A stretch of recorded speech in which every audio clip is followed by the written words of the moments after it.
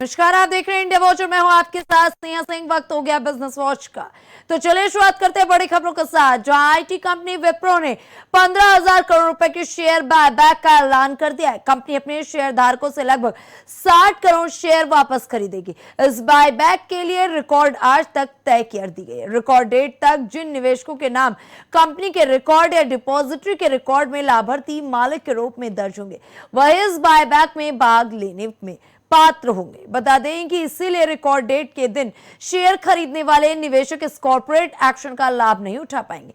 वहीं कंपनी ने buyback price 250 रुपए प्रति शेयर तय किया है, जो हालिया बाजार भाव से काफी अधिक है। बीते दिन विप्रो का शेयर बीएसई पर 204.30 रुपए पर बंद हुआ था। इस बायबैक में प्रमोटर और प्रमोटर समूह के सदस्य भी हिस्सा लेंगे। ये लगभग 3 साल बाद कंपनी का नया बायबैक कार्यक्रम है। इससे पहले जून 2023 में कंपनी ने 12,000 करोड़ रुपए का बायबैक किया था। हालांकि शेयर का प्रदर्शन हाल के महीनों में कमजोर रहा। पिछले 6 महीनों में इसमें करीब 20% की गिरावट दर्ज की गई है।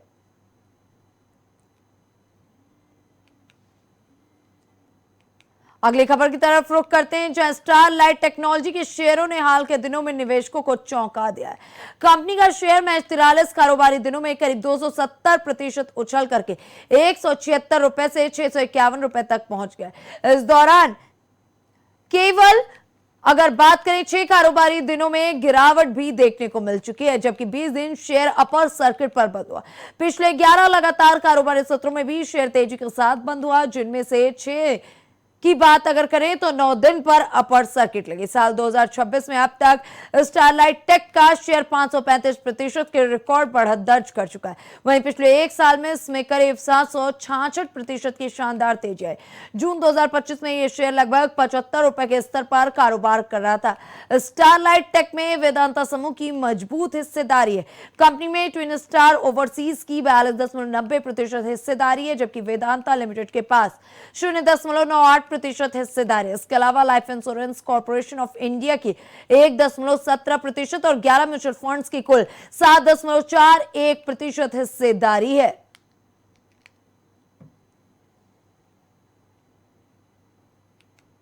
एशियाई बाजारों में बिकवाली के माहौल के बावजूद भारतीय शेयर बाजार ने आज मजबूती के साथ शुरुआत कर ली है। शुरुआती कारोबार में सेंसेक्स 350 अंकों से ज्यादा उछल गया, जबकि निफ्टी 23,500 के स्तर पर पहुंच गया है। अगर बाजार की बात करें तो खरीदारी का माहौल देखने को मिला। हालांकि निवेशक आरबीआई के ब्याज दर फैसले से पहले सतर्क नजर आ रहे हैं।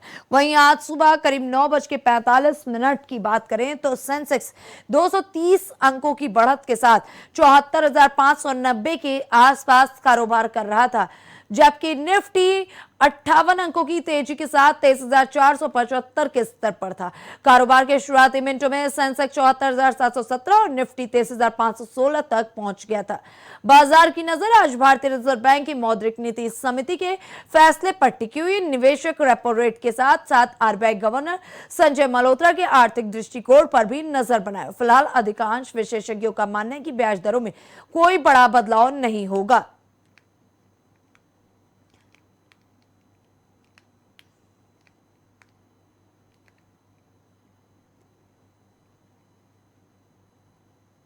भारतीय रुपया आज अमेरिकी डॉलर के मुकाबले मजबूती के साथ खुला। घरेलू मुद्रा 8 पैसे की बढ़त के साथ 95.71 प्रति डॉलर पर पहुंच गई, जबकि पिछले कारोबारी सत्र में ये 95.79 पर बंद हुई थी। लगातार 3 दिनों की गिरावट के बाद रुपए में आई ये मजबूती ऐसे समय में देखने को मिली जब निवेशकों की नजर भारतीय रिजर्व बैंक की मौद्रिक नीति समिति के फैसले पर टिकी हुई। बाजार को उम्मीद है कि आरबीआई इस बार ब्याज दरों में कोई बदलाव नहीं करेगा। हालांकि निवेशक सिर्फ रेपो रेट की नहीं बल्कि केंद्र बैंक की भविष्य की रणनीति और आर्थिक मुद्दे पर भी बात करेंगे। खासतौर पर विदेशी निवेश को आकर्षित करने से जुड़े संभावित कदमों पर बाजार की दिलचस्पी बनी हुई। महंगाई अभी भी आरबीआई के लिए एक बड़ी चुनौती बनी हुई है।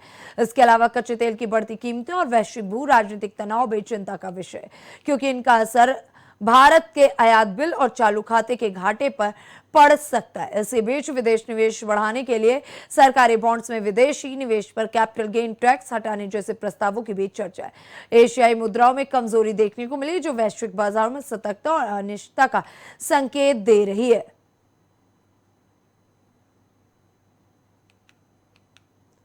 ओरेकल के founder Larry Ellison Bloomberg billionaires index के लिस्ट के अनुसार दुनिया के तीसरे सबसे अमीर कारोबारी बन गए। उन्होंने अमेजन के फाउंडर बेजोस और माइक्रोसॉफ्ट के को फाउंडर सर्जी ब्रिन को पीछे छोड़ दिया है। हालांकि ओरेकल के शेयरों की बढ़ती कीमतों ने फाउंडर लैरी एलिसन को ब्लूमबर्ग की अरबपतियों के लिस्ट में तीसरे स्थान पर पहुंचा दिया। इस लिस्ट में उन्होंने गूगल के को फाउंडर ब्रिन और अमेजन के फाउंडर जेफ बेजोस को पीछे छोड़ दिया। इस टेक दिग्गज ने फोर्ब्स की रियल टाइम अमीरों के लिस्ट में भी दूसरा स्थान हासिल कर लिया। इस लिस्ट में वे गूगल के लैरी पेज से आगे और केवल एलन मस्क से पीछे हैं। पायलटों की कमी, नए एफडीटीएल नियम और मिडिल ईस्ट संकट ने भारत की सबसे बड़ी एयरलाइन इंडिगो की मुश्किलें बढ़ा दी। बढ़ती ईंधन लागत और परिचालन दबाव के बीच कंपनी के शेयर अपने रिकॉर्ड हाई से करीब 30% टूट चुका है। भारत की सबसे बड़ी डोमेस्टिक एयरलाइन इंडिगो के लिए साल 2026 चुनौतियों से भरा साबित हो रहा है। एक तरफ कंपनी को नए जीटी नियमों के कारण पायलटों की कमी और ऑपरेशनल बाधाओं का सामना करना पड़ा, तो दूसरी तरफ मिडिल ईस्ट में बढ़ते भू राजनीतिक तनाव ने उसके खर्चों में भारी बढ़ोतरी कर दी। इन दोनों मोर्चे पर बढ़ते दबाव का असर कंपनी के शेयर और वित्तीय प्रदर्शन पर साफ दिखाई देने लगा। पिछले एक साल में निवेशकों का भरोसा कमजोर हुआ और कंपनी का शेयर अपने रिकॉर्ड हाई से करीब 30% नीचे आ चुका है। सेबी की 109 पन्नों की जांच रिपोर्ट में राजेश एक्सपोर्ट्स पर 15.15 लाख करोड़ रुपए के रेवेन्यू को गलत तरीके से दिखाने का आरोप लगाया। नियामक ने कंपनी के प्रमोटर पर ट्रेडिंग बैन भी लगा दिया। भारतीय शेयर बाजार में नियामक सेबी ने jewellery company Rajesh exports limited के खिलाफ बड़ी कार्रवाई करते हुए उसके चेयरमैन राजेश मेहता समेत प्रमोटर्स पर अंतरिम प्रतिबंध लगा दिया। 109 पन्नों के आदेश में सेबी ने आरोप लगाया कि कंपनी ने वित्त वर्ष 2021 से 25 के बीच करीब 15.15 लाख करोड़ रुपए के राजस्व को गलत तरीके से दिखाया है। अमेरिकी व्यापार प्रतिनिधि यानी कि यूएसटीआर ने अपनी सक्सेस 301 जांच के निष्कर्षों में कुछ देशों पर फोर्स्ड लेबर यानी कि जबरन श्रम के आरोप लगाते हुए नया टैरिफ का प्रस्ताव रखा है। इस पर वाणिज्य मंत्रालय ने स्पष्ट किया है कि भारत इस मुद्दे पर अमेरिका के साथ लगातार जुड़ा हुआ है। वहीं अपनी चिंताओं और नियमों को लेकर दोनों देशों के बीच द्विपक्षीय बातचीत का दौर जारी ताकि निर्यात प्रभावित न हो। अमेरिकी टैरिफ धमकी के बाद सरकार की ओर से बयान आ गया। सरकार ने जानकारी देते हुए कहा कि भारत बंधुआ मजदूरों और अतिरिक्त औद्योगिक क्षमता से संबंधित चिंताओं को लेकर धारा 301 की जांच के सिलसिले में अमेरिका के साथ संपर्क में। भारत अंतरिम व्यापार समझौते को अंतिम रूप देने के लिए भी अमेरिका के साथ बातचीत कर रही है।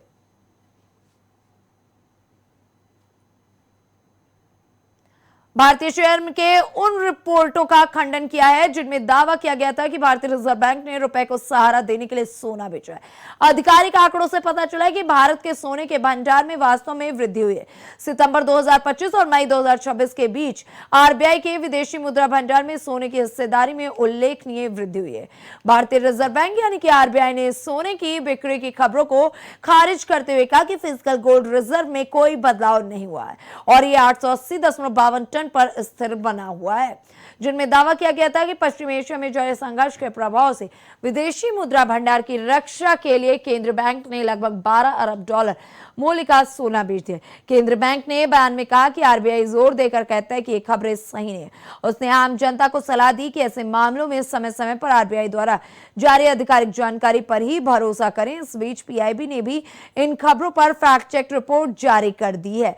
हालांकि बता दें स्थितियां बड़ी सामान्य हो चुकी हैं। ऐसे में 31 मार्च को 16.70% की रिपोर्ट सामने आई थी।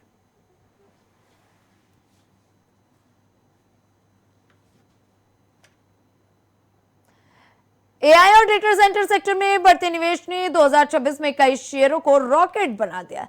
Starlight Tech, HFCL, CG Power, Netweb जैसी कंपनियों ने शानदार रिटर्न दिया, जबकि विशेषज्ञों को आगे भी मजबूत ग्रोथ की उम्मीद है। आर्टिफिशियल इंटेलिजेंस और डिजिटल सेवाओं की बढ़ती मांग के बीच भारत का डेटा सेंटर उद्योग तेजी से विस्तार कर रहा। अंतर्राष्ट्रीय ब्रोकरेज फर्म नोमुरा की रिपोर्ट के अनुसार भारत की डेटा सेंटर क्षमता 2019 में करीब 350 मेगावाट से बढ़कर के 2025 में 1.5 से 1.6 गीगावाट तक पहुंच गई। ये लगभग 29% की सालाना वृद्धि दर को दर्शाता है, जो वैश्विक औसत 20% से कहीं अधिक है।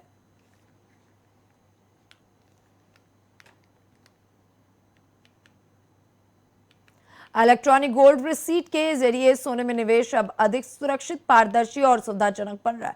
डिजिटल रूप से स्वामित्व और सुरक्षित वॉल्ट में भंडारण की सुविधा से गोल्ड ट्रेडिंग को नया आयाम मिलने की उम्मीद है। भारत में सोना सिर्फ एक कीमती धातु नहीं, बल्कि विश्वास, सुरक्षा और परंपरा का प्रतीक माना जाता है। शादी, ब्याह, त्योहारों और भविष्य की बचत के लिए लोग वर्षों से सोने को सबसे सुरक्षित मानते हैं। हालांकि बदलते समय के साथ निवेशकों की जरूरतें भी बदल रही।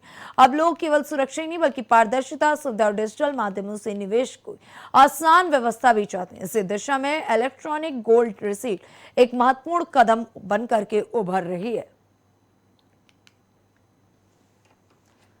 अगर आप 5 साल तक हर महीने 10,000 रुपए आरडी में निवेश करते हैं, तो पोस्ट ऑफिस आरडी आपको एसबीआई आरडी से करीब 12,000 रुपए से ज्यादा रिटर्न दे सकती है। मौजूदा ब्याज दरों के अनुसार पोस्ट ऑफिस आरडी की मैच्योरिटी राशि 7.14 लाख रुपए होगी। अगर आप हर महीने एक तय रकम निवेश करके सुरक्षित और गारंटेड रिटर्न पाना चाहते हैं, तो रिकरिंग डिपॉजिट यानी कि आरडी का अच्छा विकल्प हो सकता है। म्यूचुअल फंड या शेयर बाजार की तरह इसमें बाजार के उतार चढ़ाव का असर नहीं पड़ता है और निवेश पर निश्चित रिटर्न मिलता है। अगर आप 5 साल तक हर महीने 10,000 रुपए जमा करते हैं, तो पोस्ट ऑफिस आरडी और state bank of India RD दोनों आपको अच्छा फंड बनाने में मदद कर सकते हैं। हालांकि ब्याज दरों में अंतर होने के कारण मैच्योरिटी पर मिलने वाली रकम अलग अलग होगी। फिलहाल बिजनेस वॉच में बस इतना ही। देश दुनिया की तमाम बड़ी और अहम खबरों को देखने के लिए बने रहे इंडिया वॉच के साथ।